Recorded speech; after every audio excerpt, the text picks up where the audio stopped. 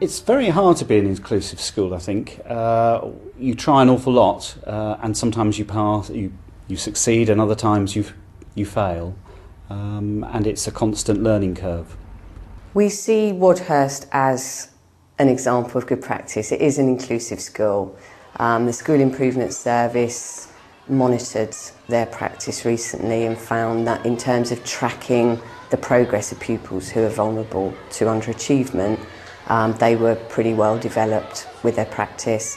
The SEN monitoring officers have assessed them and they found that it was an extremely inclusive school. There were excellent relationships with the pupils with statements and that the pupils made good progress. Wadhurst Primary School in East Sussex is a small school doing well. And not just with mainstream pupils. They've also successfully integrated 10 statemented children with varying degrees of disability. In this programme, we focus on 3 of the pupils to find out how this has been achieved. Where has outside help and support been found? How useful has it been? And how creative has the school had to be in finding their own solutions to problems? Tia, can you fill these ones along the bottom for me? How does the school cope with a pupil like Anna, an 8-year-old with severe visual impairment? What did you think when you first heard that you were going to get a severely visually impaired pupil at your school? This is going to be interesting. I think my first thoughts were, yes, this could be quite exciting, a bit of a challenge.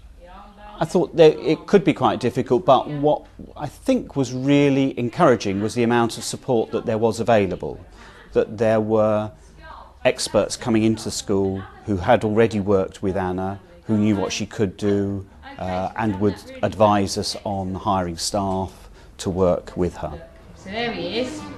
Would you like to see a horse's skeleton? Why was it so important to Anna's parents that she attend a mainstream school? So we wanted her to be part of the community so that she could build up friendships, links with the people around her. Visually impaired pupils face enormous difficulty in curriculum access. This is not something that schools ordinarily would have had to face in the past.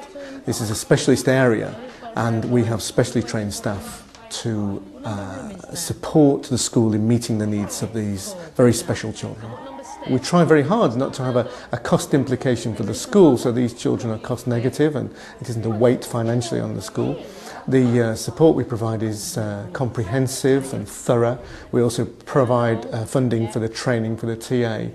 And we're very responsive to the school's needs, so we believe it's a good relationship. There we are. Jean Thompson is the visiting teacher for children with visual impairment provided by the LEA. She supports the teaching staff and works directly with Anna. On a weekly basis, I'll come in and see Anna 3 times. That would be 2 mornings and 1 afternoon. I would have also a planning meeting with Kate, the teacher. We would discuss the work for the coming week. I would look at it, see if any of it is not suitable for Anna, and modify it as such. And edge straight down, justified, right. And therefore we go through all the plans to make sure Jean understands where I'm coming from. I'll get any necessary resources ready for her, any sort of practical equipment she might need from around the school. We'll talk about the equipment Anna already has and how it will link in with the plans. Sometimes it's very easy, sometimes it's simply a question of transcribing something from print into Braille, which is relatively straightforward. At other times it can be quite hard, for instance some maths work which is very visual in its nature, may take some getting around to actually work out the best way to put this forward for Anne to be able to understand the mechanics behind it. The other pupils can't Braille, but I can because I'm not blank blind, but I find things hard like blind people do sometimes. I think that systems are well developed for people who have a visual impairment. There are lots of kind of aids for them, and I mean she has teaching assistants who are learning Braille, and we have a support teacher who comes in regularly who support them and support the class teacher and really help them also in modification of resources and that kind of thing. Mistakes are made, but everyone learns as they go along. It's the best Assuming she can see where I'm pointing is the worst one. Because I say, oh, we need to put that here. And because I haven't actually said where here is, I've just kind of pointed. I like PE because you get to do fun PE games. Sometimes I find it hard to do different catches, like this one, elbow flick, and the shoulder flick. For Anna, it's been excellent, really good.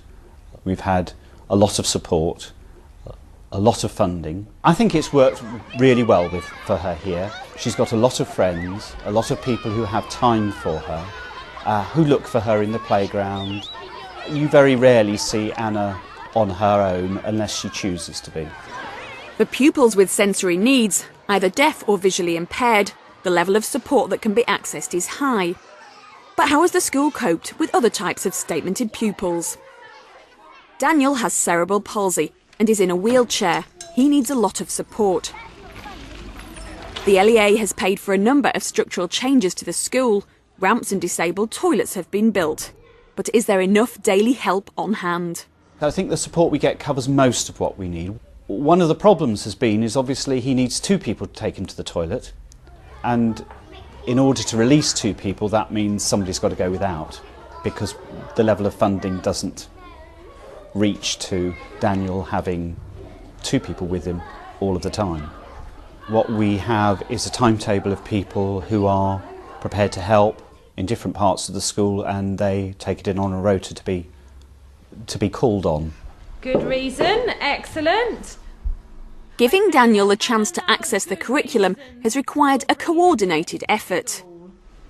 Go on then, Daniel. I think with Daniel it requires a team approach, and the team will consist of the most important players are his class teacher and the teaching assistants who work with him directly. The sort of edge players of that team are me, obviously the head teacher, and the other services that are involved with Daniel. And some of those are from health, some of those are from education. The educational psychologist, there's speech therapy, physiotherapy. My job as a coordinator is to make sure everybody is kind of heading in a similar direction. Everyone sort of knows what the other is expecting or wanting from Daniel. You can want to show the class. Excellent, well done. But the school needed advice on what that direction should be. So where did they find it? Through the local special needs, special school, and also through one of the local schools, one of the county schools, which had an advanced skills teacher who would come in and support us and support the TAs in terms of what we were demanding of Daniel, because that was one of the early issues, was actually how much can we expect of Daniel, and knowing when he was giving of his best and when he was just perhaps playing around a little bit, because like all little boys he can be quite willful at times. In the last couple of years we've kind of looked into use of computers, and I know that we've had advice from people from special schools where they have a lot of that type of equipment, because we don't know about that kind of specialised equipment at all. A lot of complex needs children, whatever their difficulty, and it's the same for all children really, but just you get there so much quicker, is you try one thing, it doesn't work, and then you move on to another thing. And certainly Daniel's class teacher at the moment is very good at that. She's not phased, because if you're phased every time something doesn't work immediately, then it is, you know, you're making a rod for him, but it's not a positive experience. All those processes are really important for being a better teacher, nothing to do with special needs. But probably you have to do it, it takes longer, and you fail, if you like, more times, or you have to go back to the drawing board more times with children who have complex needs. Daniel seems to one day respond to something written or spoken, and the next day it kind of changes and you have to try something different. So we're always changing what we're doing and adapting what he needs. It's a new word now, Dan. Every day's a challenge, every day's a new challenge, and you come in just with a big grin on your face and think, you know, he's just as important as every other child in the class, and, you know, you've got to make it work for them. If you look around and you watch him at work and you see how happy he is, or even how unhappy he is at times, but the way that he interacts with everybody, the way he is welcomed and accepted by all the children and the staff, I feel it's very successful. Jacob is in year 1. He has a rare genetic disorder called Soto syndrome. This affects his growth and means he has both learning and speech difficulties. The prognosis is good though, if his educational development is handled correctly. Jacob came to us in nursery. He has Soto syndrome, which is quite rare. And I must admit, when we first heard that he was coming to us, we all had to go to the books to find out what it meant.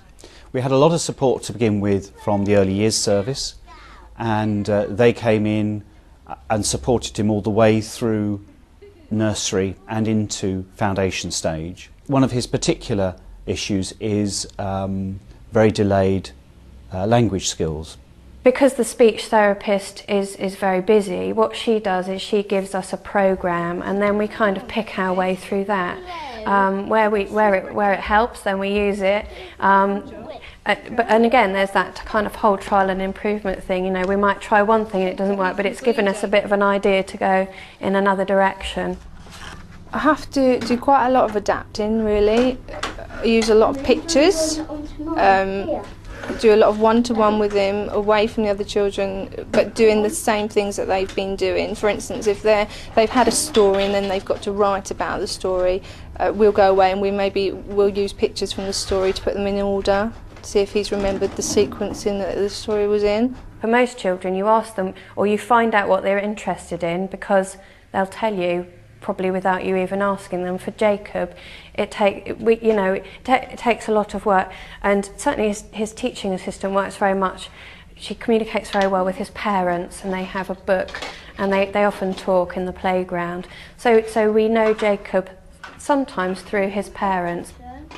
In the last year or so, he's progressed really well with his speech, and I can remember, you know, even months ago being excited because he was putting 2 words together, and then he gave me a sentence. I think I was on a playground duty and we were talking about an aeroplane, and he actually disagreed with me about what the people on the aeroplane were doing, and I you know, it's these things that you kind of think, oh, that's huge progress. I think the lessons from Wadhurst is the fact that they're not setting themselves up as experts. They've experienced problems, and the Senko has described it occasionally as being a bit messy, but they keep at it. I think they've achieved it really through the dedication of all the staff. Everybody in the school has to take on board, including the pupils, and I believe that they've done that. You can have as many experts as you like, but the day-to-day business of making it work comes down to the staff.